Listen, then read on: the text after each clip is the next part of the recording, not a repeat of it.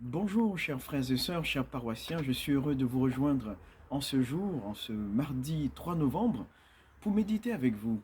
Je commencerai par vous présenter d'abord une méditation de la parole de Dieu. Ensuite, je nous parlerai de la dernière encyclique de notre pape François, Fratelli Tutti. Nous méditerons les deux premiers paragraphes. Et ensuite, je terminerai par vous parler de Sainte Thérèse de l'Enfant Jésus qui va nous aider à méditer. Le pape François nous exhorte à méditer la parole de Dieu. On le sait, toute la place qu'elle a dans notre vie. Et en ce jour, l'évangile du jour nous parle de cet impératif du Seigneur, venez, tout est prêt. Le Seigneur nous invite donc. Il nous invite, mais dans cette invitation, beaucoup de protagonistes ont d'autres occupations. Il y a un qui se désiste parce qu'il doit aller acheter une maison, l'autre 5 paires de bœufs, et enfin un troisième qui justement doit se marier. Nous avons et nous pouvons trouver des excuses pour ne pas suivre le Seigneur, mais lui-même nous invite à justement quitter ces fausses excuses pour marcher à sa suite, pour s'engager, pour trouver le chemin de pouvoir être des chrétiens qui le suivent, malgré les difficultés.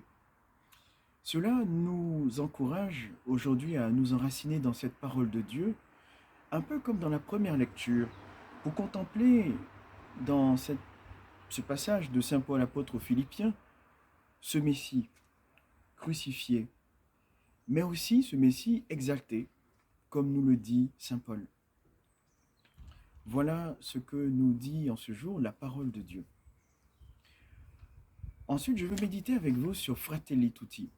Fratelli Tutti, nous le savons, c'est cette encyclique sociale que le pape François a écrite à la suite de Laudato Si.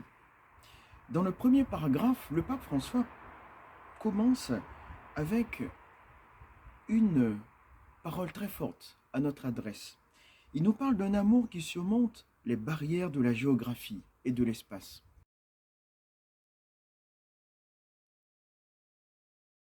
Voilà la fraternité que nous sommes appelés à vivre.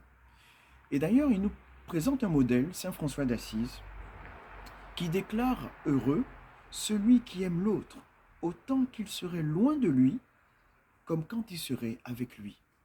Voilà un amour qui dépasse les frontières et les barrières.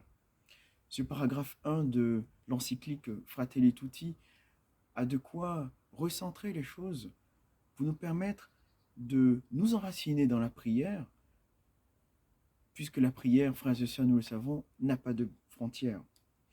Dans le paragraphe 2, le pape évoque cette sainte charité fraternelle qui l'a poussé à écrire la première encyclique, Laudato Si, pour envisager cette seconde encyclique que nous allons méditer en communauté de paroisse, puisqu'il met en avance la fraternité, cette fraternité qui nous permettra durant ce temps de confinement de trouver ces ressources pour vivre dans la simplicité et la joie.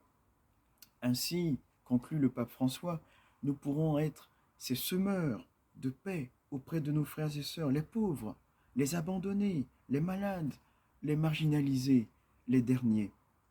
Voilà donc pour les deux premiers paragraphes que je voulais porter à notre méditation et nous encourager à lire en ce mardi 3 novembre. Méditer enfin avec Sainte Thérèse de l'Enfant Jésus. Sainte Thérèse de l'Enfant Jésus qui nous donne cette parole.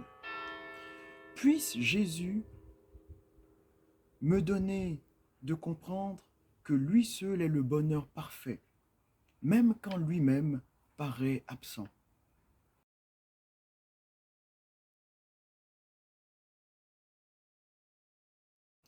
Il est des jours, comme en temps de confinement, où Jésus peut nous sembler distant.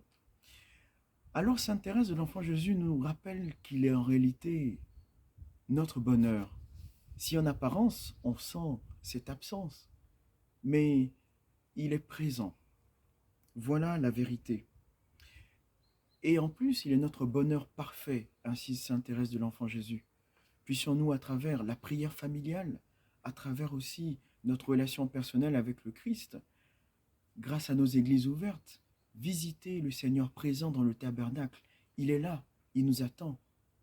Dans l'Évangile, il nous a rappelé que tout est prêt. Venons donc, allons à sa rencontre. Bonne journée et que Dieu vous bénisse.